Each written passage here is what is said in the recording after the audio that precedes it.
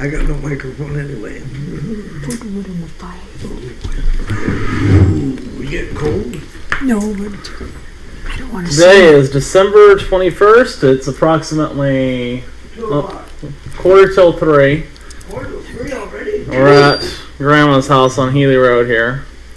And we're going to ask you a few questions. So, what's your full name? Rose Plagenza. Full name. Rose Santina Plagenza. Okay, that works. Renda. And well, it used to be. Oh, it used to be Rose Santina Renda. R-E-N-D-A. Mm-hmm. And then it became. What did it become when you got And it married? became Rose Santina No. Plagenza. Okay. You have Santina? I don't know about that. All right. And why did your parents select this name for you, Rose? Put your hand down. I don't know what you're saying. Rose. Why did they select? Rose? Yeah, Rose is a name. Oh, because my mother said when I was born, my face was round and pink, and she called me Rose. And how about Santina? How'd that come up? Because I was born on All Saints Day, and that's All Saints Day is November 1st. So that's why they named me Santina for my second name. Okay. And did you have any nicknames growing up? No, No never nicknames. And you said you were born on November 1st, but what year were you born in? 1920, November 1st, Yes. 1924. 1924. And how about your parents' names? What were they? My mother's name was Maria. You want their maiden name? Yeah, that'd be great. The Maria Lacolla, capital L-A-C-O-L-L-A, and my father's name was Onofrio Renda, R-E-N-D-A. Do they have middle names? Neither one had middle names. How about siblings' names? Your siblings. Your brothers and sisters. Oh, I have 10 brothers and sisters, 11 in the family. Okay, my oldest brother's name is Vito, V-I-T-O. You want me to spell him? If you want to, you can go ahead. Renda. No nickname, no middle name. No middle name either. Then Nicholas Renda. Then Pasqualina Renda. Known as Pat. And then Vita, V-I-T-A Renda. Then Antonina Renda. Then there's Anthony Renda. And then there's Rose Renda. And then there's Mary Maria Renda. Francesca Renda. Caterina Renda. And Leonardo Renda. How many total is that? How many? 11. 11 total, yeah. Leonardo. Who's with it? Which one? Elena. Elena's later. Anna, not Leonardo. She was Leonardo Renda. And then she changed it to Anna. Anyways, how about your parents? Where did they come from? They came from Salemi, Italy. Sicily. Okay. Sicily. It's on the island of Sicily, though. Yeah. And how did they come to live here? Why did they move from? They came to live here because there was poverty in Salemi. No jobs, and they hardly had any food to eat, and no money. So they decided to come to America, the beautiful country of America that was starting up new. And it's correct that your dad came here before and then went back. In Or he came to Canada. In 1920, I think it was, my father came to America, and he landed in Canada. And he worked there for 10 years, making money. And then he went back to Sicily, Salemi, Sicily, to find a nice girl so he could get married. And you want me to tell the whole story of what happened? Yeah, go ahead. Yeah, go ahead. Well, he went to his mother, and she says, "Oh yeah, I got a nice girl for you." And he went to see this girl, and he didn't like what she looked like. So he went and told his uncle that he was unhappy, that he didn't like that girl. And his uncle says, "Well, there's a girl named Maria Lacolla, and the whole family is coming to America. They're all coming to America. 6 of them were coming." So my father liked Maria Lacola, so they went to the church in Salemi, and they got married without his mother's consent. Mm-hmm. And as they were coming up the walk, there was no cars in those days, as they were coming up the walk out of the church, his 3 sisters threw rocks at him. Because they were mad at him for... Because they were mad at him because he didn't marry that other girl that... because in Sicily, Salemi, once you're rejected a matrimony, it's like bad luck. You'll never get married. You'll have bad luck all your life. Mm-hmm. So that's why they were mad with him. He didn't marry that girl. I see. And so when did they come over together? Because they came over on their honeymoon, correct? April 23rd, 1913. They came to America. And when they came on a boat, and there was my mother's 3 brothers, Joseph, Frank, and Stephen, and her 2 sisters, Francesca and Josephine, my Aunt Josie. They all came together on the boat to America. And which uncle was the one that went to World War One? Stephen. Stephen went to World War One. All right. And then when they came over, did they know anybody else that was here, or it was just them? Well, they came with their family. Well, they But more or did they have less... anybody, say, in Boston or wherever they came? I don't think so. They didn't know anyone. I don't think so. They started their lives together. So why did they end up in Boston? Because that was where the boat left them off. Okay. All right. Makes sense. And that's where industry was. You know, those factories, Yeah. and they were looking to make money. And people had told them Boston and New York are 2 good places to settle down. Okay. And talk about your house in Boston. What was it like? Well, my father had one house that he rented when he first came out here. Is this Unity Street? No, that was on Tileston Street. Then when I was born, he had 6 children. I'm number 7. And my father had saved his money, and he was industrious. He wanted to buy a house so that way he can it was a 3-family house. So he rented 2 of the apartments out, and we lived in one, and he made money with the number 1 and number 3. We lived in the middle flat. Okay, so it was 3 stories. So. 3-story house. And how about in Somerville? He bought that house in 1924. Don't you want to know how we lived in? Oh yeah, you go ahead. Tell about the one. I went to school in Boston, Massachusetts, and we never had boys in our school. It was all girls. All girls in kindergarten, all girls in 1st grade, and all through. Even in high school, it was girls' high school and boys' high school. 2 different schools. And I went to Michelangelo School, and I graduated with honors. I won the Spelling Bee Championship, and I was on the honor roll all 4 years that we went there. And my mother was very strict. She never let us go out. You had to stay home all the time and do the embroidery. We never read books. See, in their country, they did the embroidery, something that was useful. Yeah. My mother didn't think books were useful. And my older sisters and brothers worked, and they brought home whatever they made, 25 cents, or my older sister used to make $2 a week. And my brothers, I guess, made $2.25 a week. They worked in a mattress factory. And my sister Pat, she worked in a dressmaking factory. I was going to say in a bloomer factory, but that was my godmother. Oh.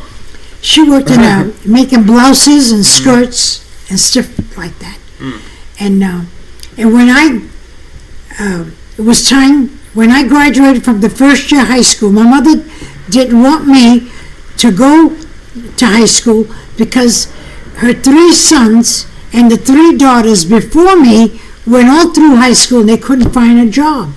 But there was work in the factories, so she wanted me to go right to dressmaking school. So that way, when you when you get to be 16, they place you in a job. And at that time, you would make 40 cents an hour, you know. So my mother thought that was a lot of money. Yep. So I went to dressmaking school. And when the day before my birthday, my sisters, 3 of them were working in the factory, and they told the boss about me, and he says to bring her in. Blouse factory. The Boston Blues. So I went in the day before my birthday. I was already on the job stitching. I had a sewing machine. They would give you a bundle of clothes, and you had to figure out how to put them together. And I was pretty good at it. And about 4 o'clock, the secretary came over to me, and she says, I want to know your name. Then she says to me, when is your birthday? Well, I didn't want her to tell her my birthday, because that meant I wouldn't get paid for the work I did today, because I'm not 16 yet. You had to be 16. So I told her that I'd bring her, I'll tell her my birthday on tomorrow. She was a very good secretary. She understood. She says, okay, let me know your birthday tomorrow. Tomorrow I was 16. So when you got paid. Tell you, I went to work the day before my birthday. And how about your house? Did you have electricity and or Yeah, plumbing? we had electricity. We had a toilet where you pull a chain to flush it. City water. But my mother didn't have any hot water. You know, hot and cold. Yeah. She'd have to heat it up on the stove, the hot water. So where would you go take a shower at? We had city bathhouses. Mondays and Thursdays was for women, and Tuesday, Thursday, Friday, and Saturday was for the men. But we had it 2 days a week for the women and 4 days for the men. I see. And for 1 cent, the lady in the bathhouse would give you a towel and a soap for 1 cent. Did you have a telephone? No, but the man at the grocery store had one. Had the telephone. How about your earliest childhood memory? Well, my early childhood memory were happy ones because we were always together. And But nothing specific stood out in your mind? well, my sister had scarlet fever, and when you have scarlet fever, they put a note on your door, and sometimes they put you in the hospital. And my mother didn't want them to take her in the hospital, so she hid her in the last room of the house. And my sister Vita had diphtheria, and my mother hid her until she got well. Yeah. She wouldn't tell anybody that her children were sick. And all us kids had measles and chickenpox, and the nurse would come and put a note on the door. It's okay. But if you had a real serious... Then you had to go to the hospital. Yeah, and my mother didn't want them. And what happened to my sister, Katie? Katie happened in the North End, where I lived, the North End in Boston. She was 5 years old and 3 months. She went to church on Sunday. We all did. We were very religious people.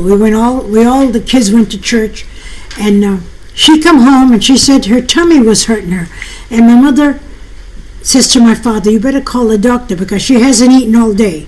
Well, the doctor came on Monday, Dr. Costa, and he gave her something to move her bowels. And the next day was Tuesday, and Katie was not getting any better. So I came home from school at 2 o'clock, and my mother said to me to go to the health unit. You pay 25 cents, and the doctor comes to the house. So she says, go call the doctor at the health unit. So I did. He came to the house at about 2:30. They came right away, and he examined the little girl, and he said that either she had too much gas or her appendix had busted. I was 12 years old when this happened. I combed her hair and got her all ready while my mother went to get dressed, because the doctor says he had to take them both to the hospital, and he drove them there. And that night they operated on her. The next morning, that night she died. She had a busted appendix. So she was 5 years old and 3 months. We had a big funeral for her. And my mother had taken an insurance policy on the last 6 children, and she paid 5 cents a month, I think it was. And Katie was insured for 5 cents a month. My mother also worked, I forgot to tell you, from 4 to 6 in the morning. She used to make buttonholes on vests. And one of my brothers used to go, he was about 12 years old. He used to walk a mile to the factory to get these vests, men's vests that you wear on suits. They had to have handmade buttonholes. Well, my mother would sew the buttonholes, and she'd get about 12 or 15 of them, maybe 20, and my brother would carry them on his shoulder back to the factory, and my mother would get paid for that. So she also He was worked. working too. And Where did your dad work? wait a minute. And when my sister died, my mother had this insurance policy. My mother did not know how to read or write, and she didn't know how to speak English. She only knew Italian language. So she didn't know how to tell my father or anybody that she had this insurance policy, because I think, it was my mother's, and she didn't know what to do. But anyway, she had to tell my father. And my father was a very greedy man. When he saw money, he would take it all to pay his bills. So my mother told him she had this insurance policy, and it was worth $100. That was a lot of money. And my father promised her that he would buy a stove that heated the house. They had stoves that ran with oil, and that's what he did. He bought her a stove so the house would stay warm with part of the money she got from Katie's insurance. And so where did he work at? My father was a laborer. He worked out on the streets. I don't know what he did, but all I know is that they had woolen liners in his shoes. He used to wear woolen liners in his boots. And when he came home at night, you wouldn't believe it. He used to put his feet right in the oven. He did. He was that cold. He used to put him right in the oven. We remember that. Oh, funny. And he used to leave at 6 o'clock every morning and come home about 6 o'clock at night in zero weather or below zero. We never saw our father. During the daytime, we never saw him. All the time we grew up, we never saw him. Did you have a favorite toy growing up? A favorite who? Toy. Toy? Are you kidding? We had no toys in those days. The only thing that, if you want to call it a toy, we had the milk bottle where we used to get a quart of milk. My mother used to get 2 quarts of milk for the family. I think it was a week. 2 quarts a week, maybe every other week. I don't remember. But anyway, we used to get this bottle, and we used to put some rags on it, or maybe some newspaper, and that was our doll. And when it would break, we dropped it. That was it. We'd get another doll, but we had no toys. And no candy either. No candy. And you talked a little bit about school, but could you tell us more what it was like growing up? Your favorite subjects? Oh, I love school. And when I graduated, I had a diploma for perfect attendance for the 4 years that I was there. I never missed a day. I loved school. I used to try to go early, but my brother, who was older than me, also went to the same school as I did. Only thing is, it was Michelangelo's school. The girls were on the 1st and 3rd floor, and the boys had separate classrooms and the separate door where they used to go in. And I used to go in. I used to love to. My mother would never let us ride a bike or roller skate or do anything physically. We had to do the embroidery all the time. Well, the only time I could play ball was at school, so we used to go 15 minutes early, and we had about 2 or 3 girls, and we used to play catch, throw the ball. And sometimes the boys would get the ball, and they would play with us, but not very long. Well, my brother saw that, and he told my mother. Well, from then on, I couldn't go to school no more 10 minutes early. I had to go 1 minute before the bell rang. And the first day that this happened, I was hurrying because I didn't want to be late. Yep. And I was hurrying, and you know how people are, they're so slow.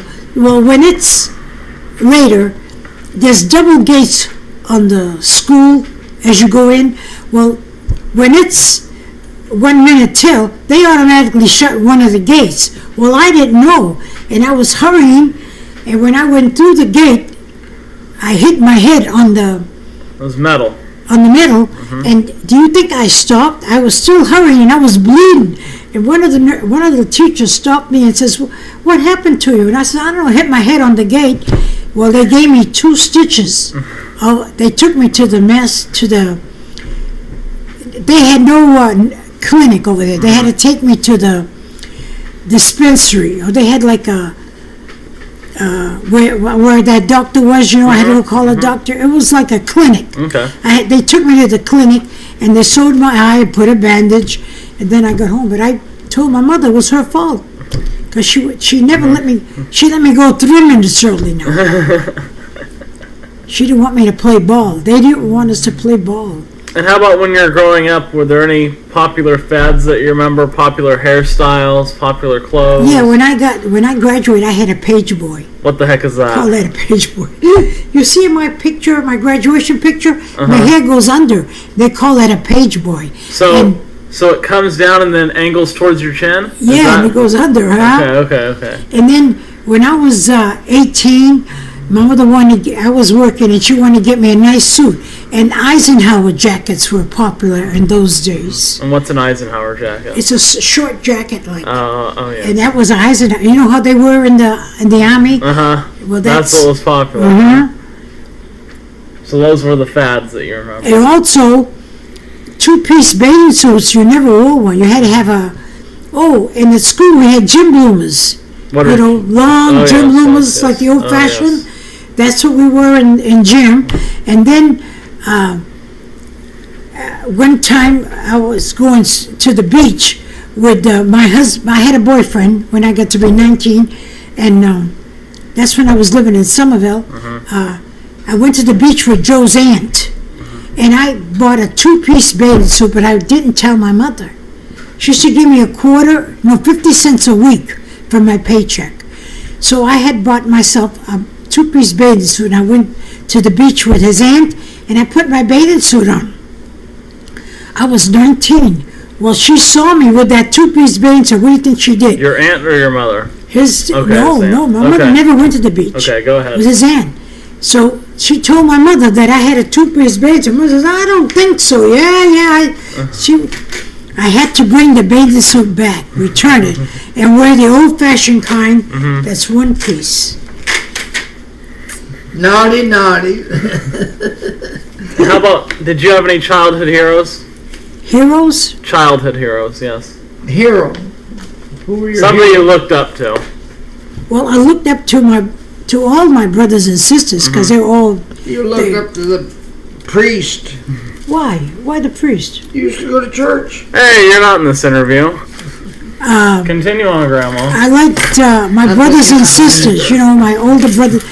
And my brother, he was trying to get into the post office. My brother went to college.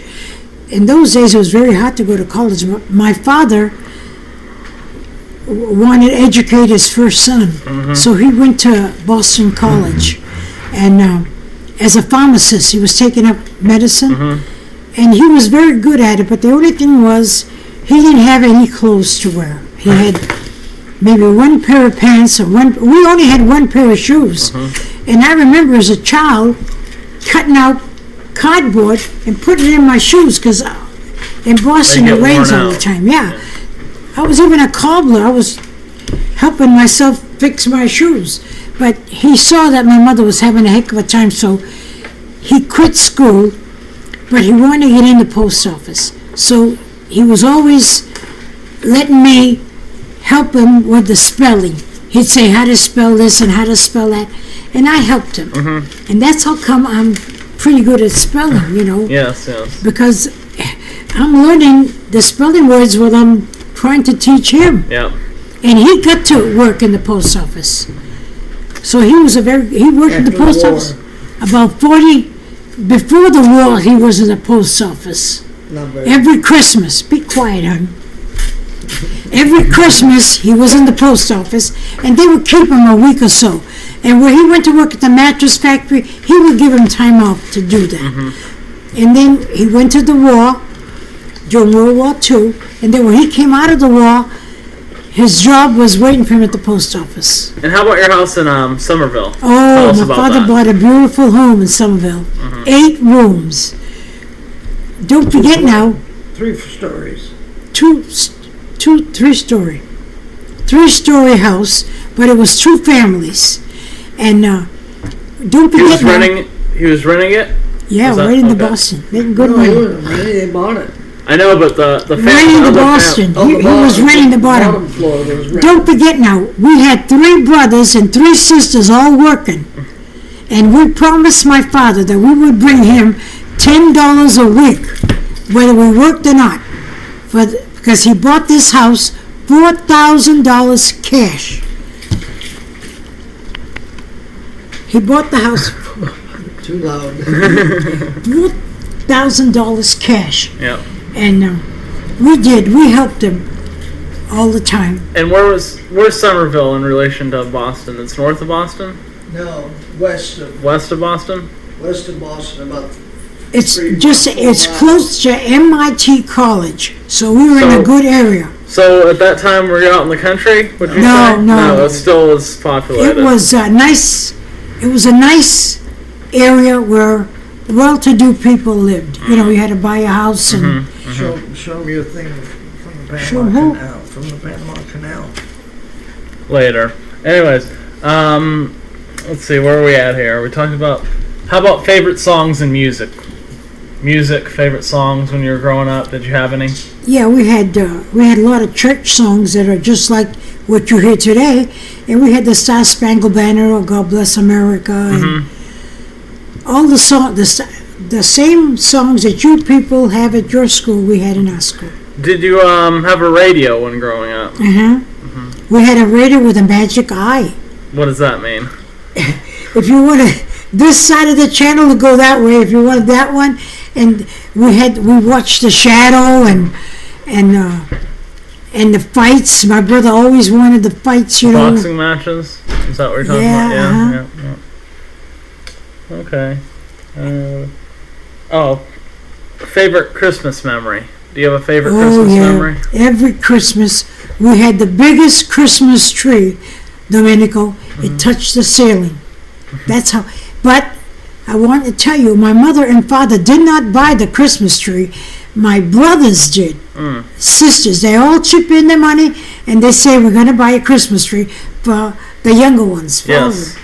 So they bought the Christmas tree, and every year they donated, let's say, a box of nice Christmas bulbs for the tree.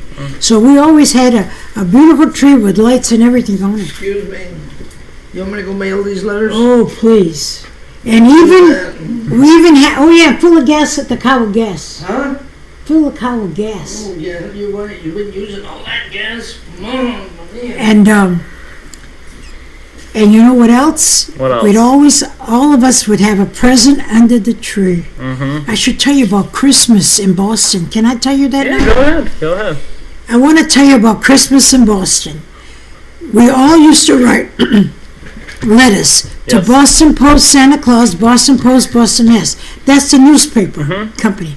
And cars, and they would get your letter, and they would send you a nice Christmas package. In the package would be a coloring book, a puzzle, a box of colored crayons, a box of candy, and not very much else. But sometimes you would find a rag doll, but we never did get a rag doll, but some people did. And we used to write to Santa Claus, and with only 11 of us had to divide one bundle. And the cars would go down the street with the bundles in them, and all the kids, there'd be about 50 kids running after these cars looking for their bundle. You wouldn't believe it. The snow was high, freezing weather, but we were all outside looking for our bundle. Well, finally we got smart. One year, I'll never forget this, each one of us wrote a letter to Boston Post, Santa Claus, but we all changed our last name.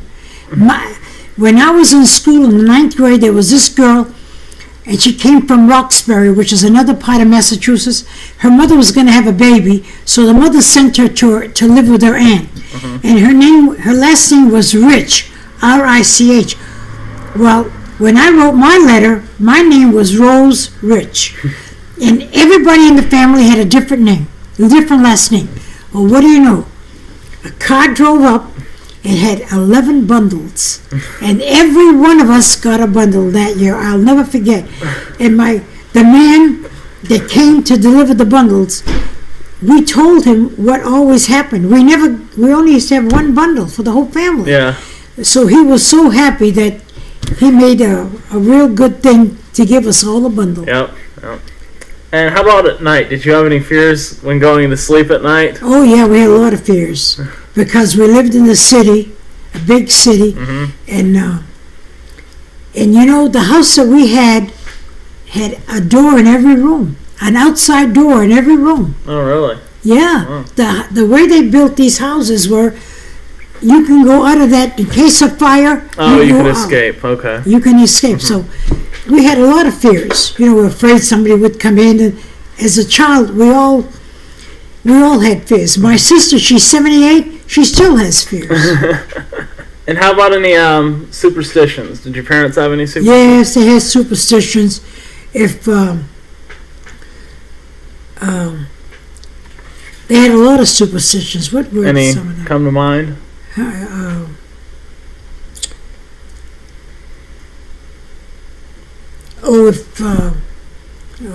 can't think of any. I should write them down for you, Domenico. Oh, that's okay. We'll go to the next question. They'd put oil in a dish, and if the oil went to the right or to the left, a drop of oil. If the drop spread out, that was bad. If it stayed together, that was good.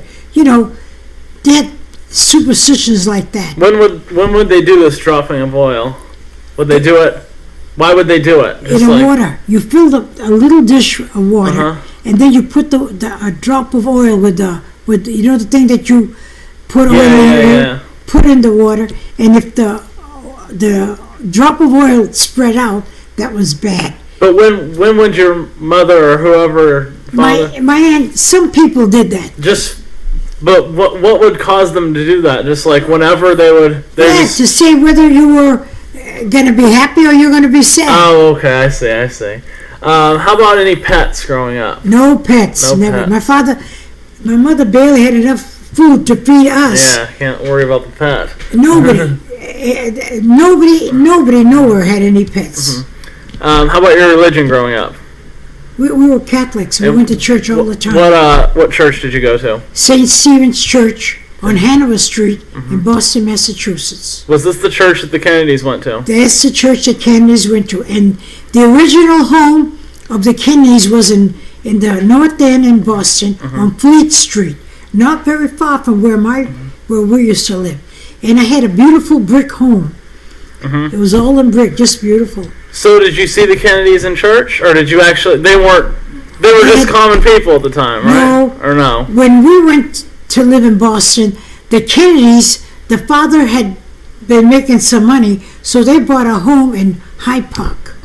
They moved away. But their original home used to be in Boston. Yes. Okay. I didn't know them then. They weren't noted then. They were just plain people. Yeah. And where did you learn to drive a car? I learned to drive the car in Merced, California. And tell us about learning. For 8 years, I got married. I came to live in Merced, California. And for 8 years, I stayed home and couldn't go to town. And I was brought up in a big city, so you can imagine what kind of a life I had. Oh, yes. Living on a farm, not being able to go nowhere. I had no neighbors, no nothing. So you had to learn to drive a car. My husband used to take me when we had to go do shopping or to the doctor or to the dentist. He would take me.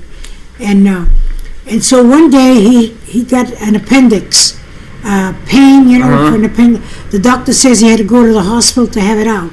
Well, he took him, he went to the hospital, had his appendix out, stayed there 10 days, And those 10 days, I couldn't go visit him. We talked on the phone because I couldn't drive.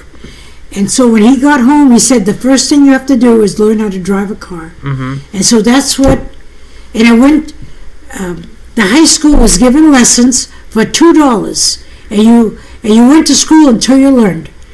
And in about 2 weeks, I went to get my driver's license and I passed. So that's how I got to drive a car. Nice. And let's see, where are we at here? Do you have what you would consider your most embarrassing moment? Any embarrassing moments in life, or one that stands out? Yeah. I was having a baby, and you have to go to the doctors every month. Uh-huh. And my husband would come with me because I couldn't drive. I didn't know how to drive. Yep. And every few minutes, he'd open up the door in the doctor's office and say, when are you going to get done? I'd be sitting there. And it was so embarrassing. Everybody's sitting there, and here he's at the door again. So finally, I've been there a whole hour. Finally, I got up, and I walked out of the doctor's office, and I had my urine bottle. You got to give a specimen. And I threw that bottle so far. That was my most embarrassing Just a second. You walked out of the... Were you still in the office when Yeah, I walked out of the doctor's office. She never called me yet. I've been there a whole hour. Who'd you throw it at? I threw it outside. Oh. After I went outside, you know how you walk outside the door, and I threw it. Because he made me so mad. He's always... But you didn't throw it at him, did you? No, I didn't throw it at him. I threw it. Oh, okay. Oh, boy. And what world events had the most impact on your life while growing up? The most impact on my life when I was growing up is that I had a very devoted mother, a very devoted father who were there all the time. My father worked. We never saw him. My mother cooked and cleaned, and she never went out. She didn't know how to speak English. She never went out. And I had a wonderful family that stuck together. My brothers and sisters all worked, and I had one brother that, not the one that was going to college, but the one second, when he saw my mother working so hard, and he was working part-time, he saved all his money, and he was the one that bought my mother her first washing machine. And my mother lost all her teeth when she was 40 years old. Wow. And this same brother, Nicholas, made sure that my mother got some false teeth, and he paid for them. And while he was going to school, not school, but to work, my father said to him, give me your money, and I'll put it in the bank, and when you want it, I'll give it to you. So my brother devotedly gave all his, whatever he gave. My mother would give, maybe he took $1 a week, is all, but that maybe he kept a dime and gave 90 cents to my father to put in the bank. Well, my father devotedly put in the bank. Well, he wanted to buy my mother the washing machine. He had me, the washing machines maybe were $35, $40. Okay. He had some money saved, Yep. and he wanted to buy my mother but he told my father, I wanted to take my money out, and my father said, you never take that money out. So he went in crying to my mother and said, Papa won't take my money out of the bank. And my mother said to him, you go to the bank. My mother was not a stupid woman. She says, you go to the bank and you tell the man at the bank that you lost your book, and he'll make you another one, and then you can go get your money. So that's what he did. And when my father found out, he knew it was my mother. He knew my mother was the one that told him. My mother was a smart woman. How about, what kind of impact on your life did World War II have? Impact that the Second World War had on your life? Oh, the Second World War was a very, very bad war. 2 of my brothers were in the war. 6 of them in my family were all in the war. My boyfriend was in the war. He was gone 3 years and 4 months. My 2 brothers are in the war. And 3, my sister's brother-in-law, 3 brother-in-laws all in the war. So everybody was in there. So 6 of them were in the Yeah, war. So you can imagine how My mother had us in freezing weather. She had to stand in line to get butter because you couldn't buy butter. We couldn't buy stockings. The food, there was no. Well, we didn't use gas because we had no car, but you would have stamps to buy anything. And the news on the wall was very bad. One boy that I know that lived in the North End, he died. He was killed in the war. He never came back. And he was only in the war 3 months. Oh. And the Sullivan brothers lived in Boston. 5 brothers all got killed together. And the war was very bad. Bad news. We were giving blood, for the boys. And I used to at the factory where I used to work, the Boston Blouse. Every Saturday was for the Red Cross. We used to go to work every Saturday and not get paid for it. Oh, I see. We used to give our money to the Red Cross. And I also was on war bonds. 10% of my pay, $1, would go for war bonds. I see. The war was terrible. Terrible, terrible. So you're happy when it was over. Okay, how did you meet Grandpa? I met him in my own house. That aunt, my mother knew his mother from the old country. And his aunt knew my mother from the old country, from Italy. So this nephew came to visit her. That was her nephew. And she brought him to my mother's house to meet my mother and the family. And that's where I met him, in my own house. When did he trip you? Huh? When did he trip you? Trip me? Yeah. Not on your first meeting? Or not on your first meeting? No, my father also had a farm because he loved the land. And in Somerville, there was just a little backyard. You could only... Yeah. So he bought a piece of land in Revere, and he planted tomatoes and peppers and radishes. And I had one baby. She was 6 months old. And my husband, I was walking by, he put it, I think because I had a lot of love. My family had a lot of love for me because, we were a close-knit family. And we all stuck together, all helped one another. And so he put his foot out and tripped me. I had just had a baby, 6 months. I didn't have the baby, my mother had it. And I told my mother about it. Look what he did. And she says, oh, that's nothing. Oh, funny. And you said going out on dates? We had to be in. He used to come to pick me up, and we had to be in by 10 o'clock. What did you do? Well, I don't ever remember going to a show with him. We just took a walk, and before I noticed, 10 o'clock. Yeah, I see.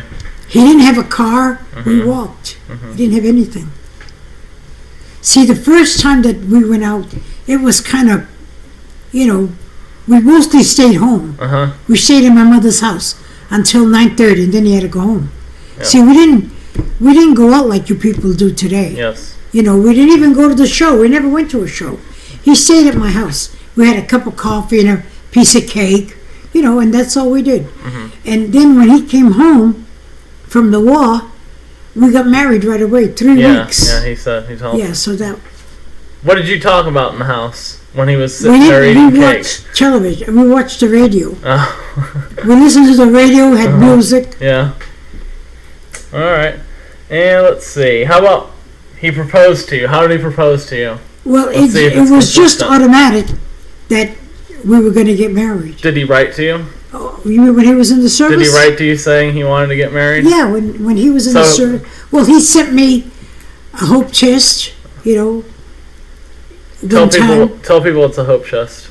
Well, his cousin was writing to him too and says Rose is going to have a birthday pretty soon, and send me the money and I'll get a hope chest for her because she could put things in the hope chest.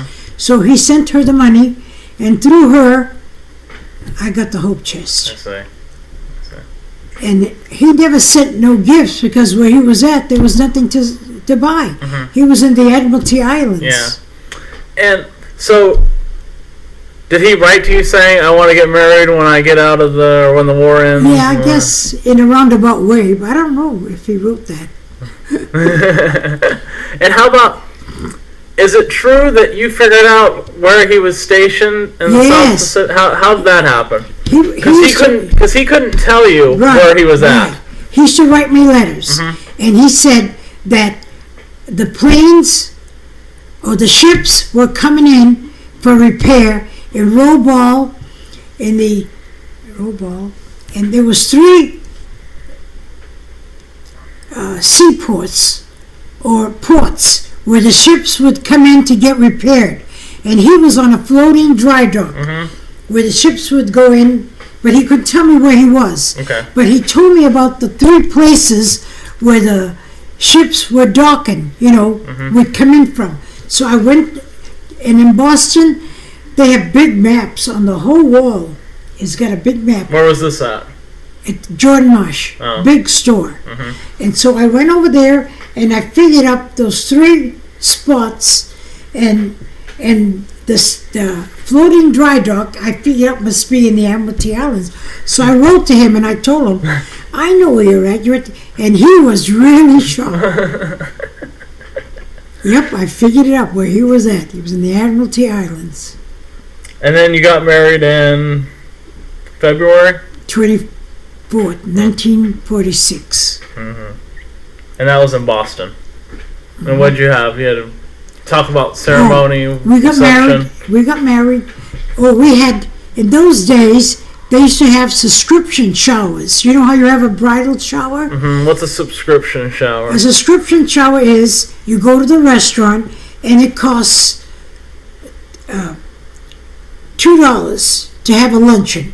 Well, $1 goes. Everybody pays $2. Everybody pays $2. $1 goes to the bride, and $1 goes for the luncheon. Okay. So I had a subscription shower.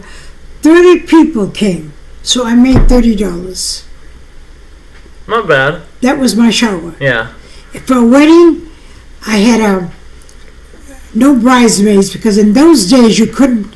Silk was very hard to get. You couldn't get material. Yes. So I had a nice satin gown. My maid of honor was my sister. My brother was the best man, and my father took me down the aisle. We were 4 people.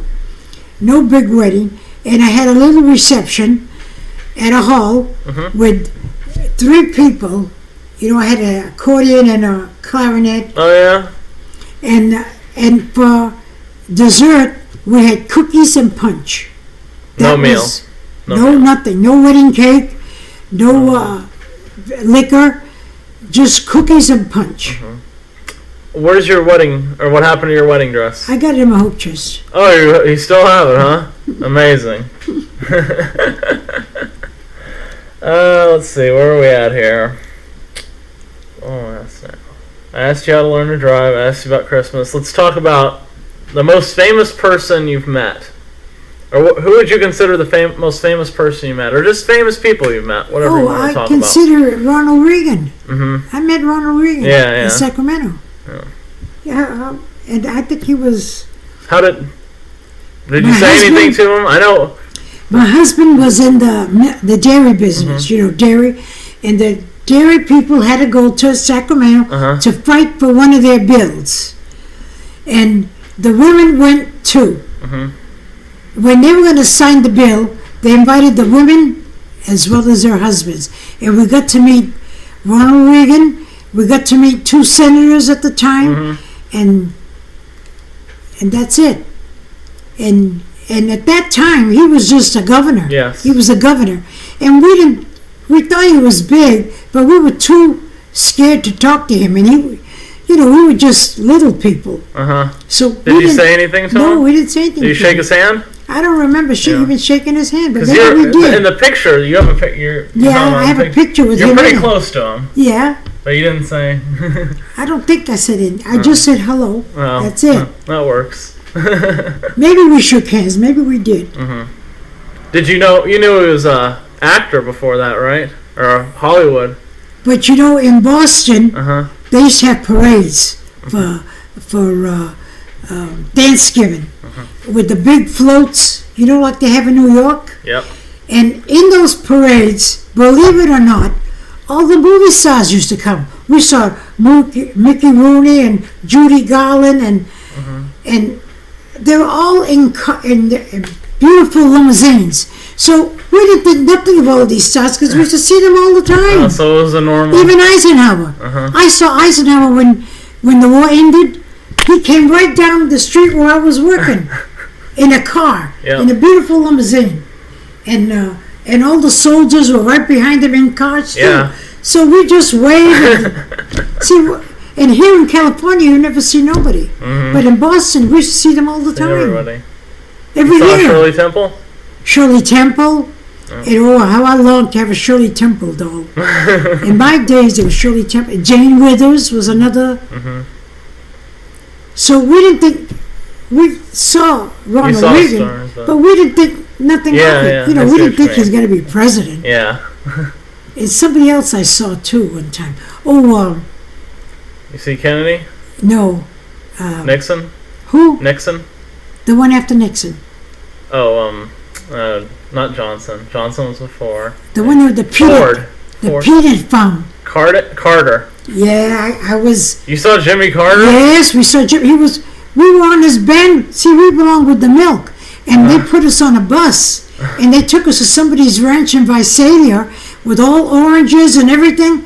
And Jimmy Carter was there. We shook hands with him, and we talked with him. Yeah, and Rosalind, I saw her more than once. She was at another campaign because he used to go to all these campaigns. Dad did, because he was an important man with the milk. You know, he was a secretary of the Western Dairyman Organization. So he used to go all the time. And I used to go too. Yeah, we saw Jimmy Carter in person too. You refer to him as the peanut farmer. And Rosalind. Huh? Nothing. Yeah, he was a peanut man. Oh, you make me laugh. Anyways. Yeah, I saw Jimmy Carter too. How about of all the things that you learned from your parents, what do you think was the most valuable thing they taught you? They taught us to say the truth, and my mother and father were so strict. You couldn't even look at another guy. And that's what the kids need today. They need to be disciplined and listen to your mother. And all these babies being born without a husband, it's terrible. So, I guess that leads to the next question. How's the world different today than it was when you were growing up?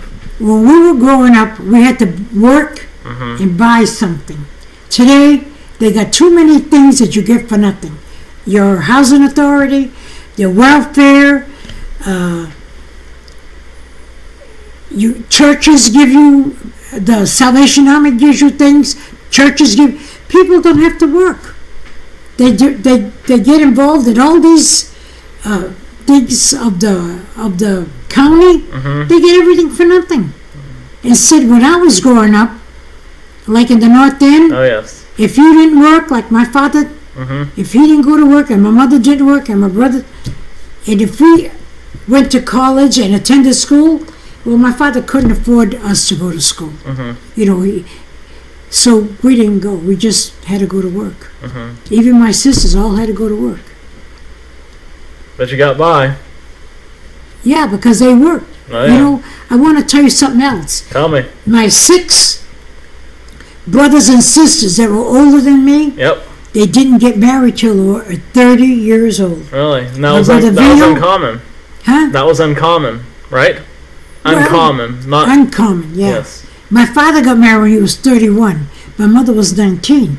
But in my family, because we had to help my mother, you know, because my father wouldn't give my mother any money. He'd give her $2 every Sunday to feed 11 people, and she just couldn't do it. So the kids knew what was going on, and they didn't want my mother and father to keep fighting all the time over money. So we all said, the minute we get to be 16, we're going to go to work and help Mama. And that's what we did. All of us. And one of my brothers never got married. He helped my mother till the end. How about your accomplishments? What are you most proud of? My 7 children. Your 7 children? Yeah. That's what I worked hard for, the 7 kids. And my husband was a good man. You know, he was good. He helped me. He supported us, and we have a good home. And that was the main thing, was getting married to somebody who has the same ideas like I have. You didn't worry about somebody that ran away from home? Did you know that about him when you were? I knew that. And where I worked in the Boston Blouse, the lady next to me, she knew that he ran away from home. And she said to me, you know, she says, your husband ran away from home, left his mother and brothers and a sister. And she says, don't you think he'll do the same to you, to me? And I said, oh, no.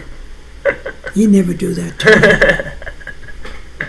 Oh, boy. And how about, what's the one thing that you want people to remember you by? Well, I want them to remember that I tried to do the best I could with my family. I worked hard. I cooked and cleaned, and also worked with the apartments. You know, painting and cleaning for 25 years. I worked. That's where I had my money, because my husband had to pay for this and pay for that, and he never had a lot of. He loved trips. He loved to take off and go on trips, where I don't. Still does. Still does. So the kids went to school. They didn't have a lot of money when they were like Donna and Joanne and Patty. She still has a chip on her shoulder because she says we didn't give her anything. But that's what I want to remember me by, that I did the best I could. And we didn't run around. We don't drink. We don't smoke.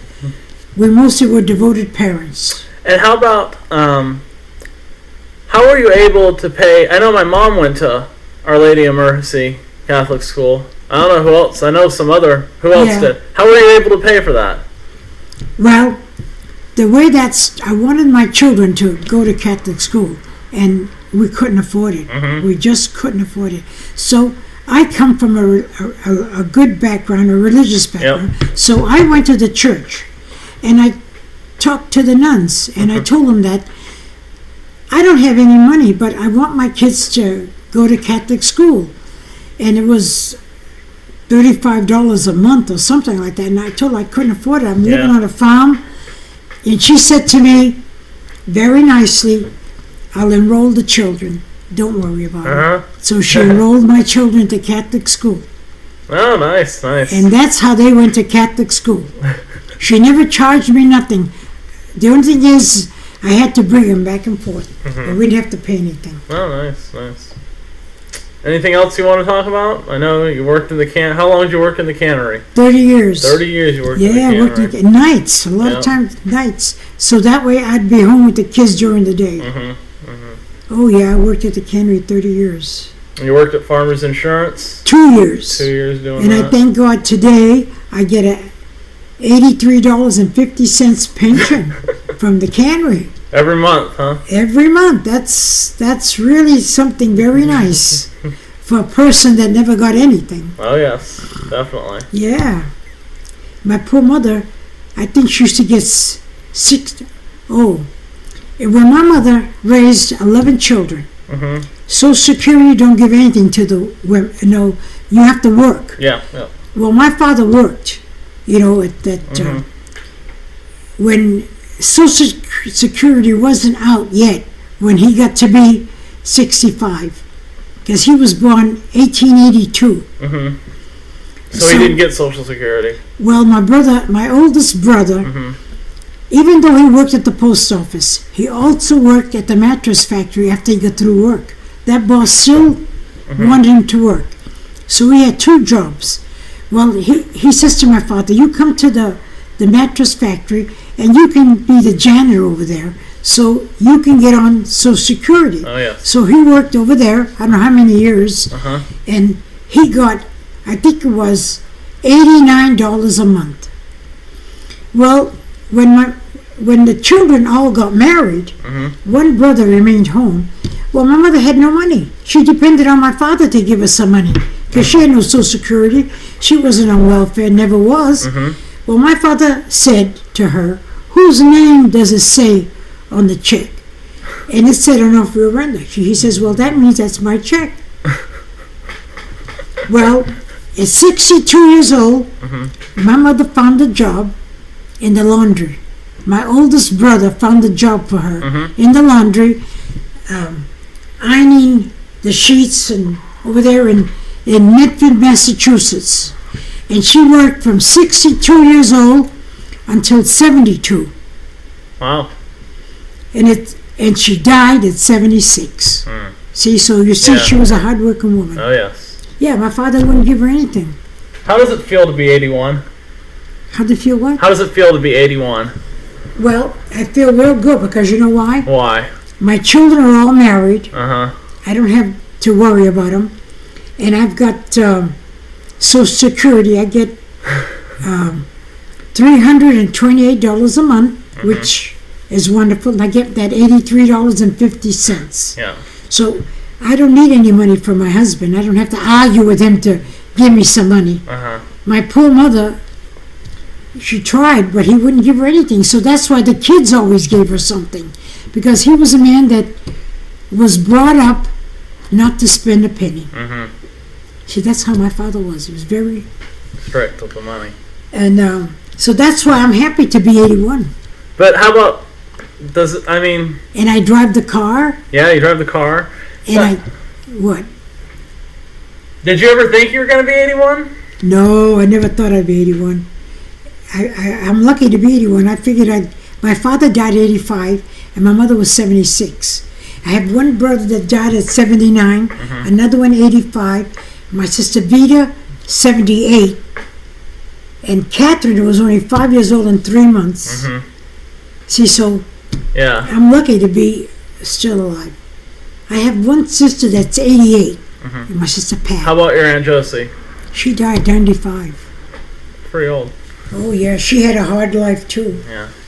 So, I'm just trying to think. Let me tell you about Aunt Josie. Go ahead. Aunt Josie came to America when she was 8 years old.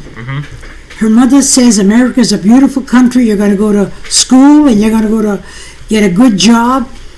And poor Aunt Josie went to school and she couldn't understand the children. She spoke Italian and everybody made fun of her. They ridiculed her. And she had no friends and she didn't want to go to school. She didn't want to go to school because she couldn't learn. And my aunt and uncle was taking care of her, and they kept her real strict. She couldn't even go out the door. Well, she got married at 15. A man that was about 31. And she was never happy with him. But anyway, she never saw her mother again. She died. Her mother and father both died young. And poor Aunt Josie never saw her family, her mother, her folks again, never. 8 years old, they left her here in America, and she never went back. She never went back to Italy. We're all done. You don't have anything else to say about Aunt Josie? Well, that's it. She had a very, very hard life. Her husband died and left her with 6 children. Oh wow! And she didn't know. She went to the welfare, and they helped her, but the welfare didn't give her very much. So she really had a hard life. She was in all these, always trying to save a penny, you know. So, back to the 81 thing. How does it feel? Like, you're at the top now. I'm very independent. Is that what you mean? No, I mean you're at the top. I was trying to think of it this way, because I remember in high school when I was a junior, and then I realized all the seniors are graduating. I said, "I'm a senior now." It didn't. I don't know. I was like, "I'm a senior now." It didn't feel like you're at the like a senior. You're at the top of the class. Yeah, the age ladder. at the top. You're I'm at the 81. top. Yeah, you're at the top of the class. Yeah. Well, it feels real good because I can sleep late in the morning, and I can buy whatever I want to eat. I don't have to eat what my mother used to cook. A lot of things she cooked that we didn't like, and I don't have to worry about one pair of shoes. I got 5 or 6 pairs of shoes. You're rich. And I'm rich. That damn.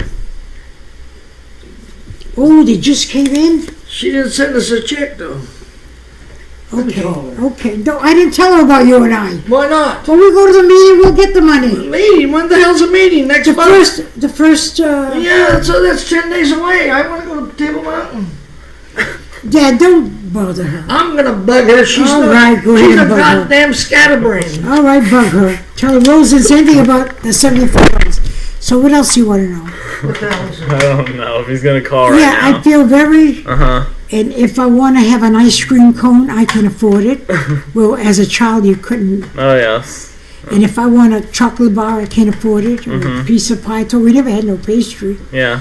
And I'm very helpful to my children. She's very frugal. I'm very helpful to my children. You know what I mean? Like I give you 50 and I give the other guy. I gave you 1,000 when you graduated. Yes, I gave you 1,000. I gave David. I gave all the kids. Yeah. Even Christina got hers. Mm-hmm. And when I graduated, Nothing. I want to tell you what I got as a present from my father when I graduated. What'd you get? Goose egg. And you know what? He didn't give me anything. And That you means know what? nothing. You know what? I had to pay for his tuxedo. Take it to me. He wouldn't buy it. Tuxedo for what? For graduation? To bring me down the aisle. Oh, for getting married, huh? Oh, He wow. wouldn't buy it. Man. I had to pay for my own We'll see you tuxedo. win. How about for the ceremony and the I had to pay for it. Oh, you paid for everything. Everything. My father would, We're not for gonna all be- of us. I don't know. All us kids, We're when we gonna got have a married, Christmas party or he didn't not? want I to don't pay for nothing. Because he I said, don't know. we never brought no money to him. We're not. We brought the money to Mama. Yeah. Yeah, we canceled it. Okay. All right. So, any last words, Grandma, before we wrap the show up? Who's going to show up? No. Before we wrap the show up, do you want to say anything else? I want to say that I have 7 wonderful children That's it. and 20 grandchildren, very nice grandchildren, and 22 grandchildren. And I Just a hope second. Just a second. How many grandchildren do you have? 20, Okay. How many great grandchildren? 22. All right. There we go. And I You want have to 22 great grandchildren? Yes. Man, And that's there's amazing. 5 more coming. Man. I'll be having 27. Wow. And I want to say that I've worked hard all my life, and I hope my children appreciate all that I've given to them. Yep. You know, okay? All right. Thank you very much. Okay.